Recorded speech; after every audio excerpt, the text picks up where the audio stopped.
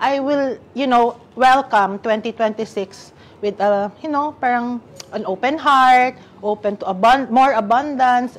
And good morning, everyone, again. So, for those who don't know me, I'm Shelly.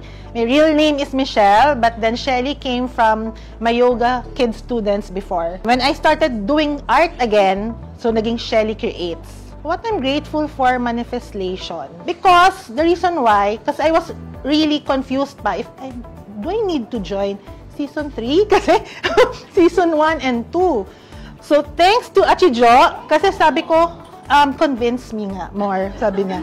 So, and then Kimi said, kasi your momentum is sayang if you don't, continue.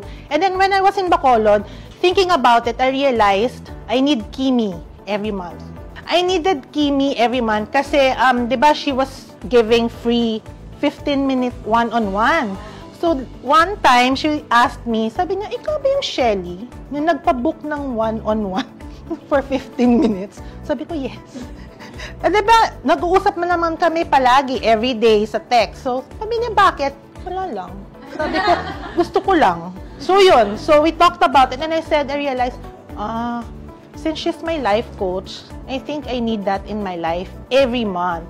So yun. So, mag-pause muna ng September, then October, November, December. So, I will, welcome 2026 with, parang an open heart, open to more abundance, and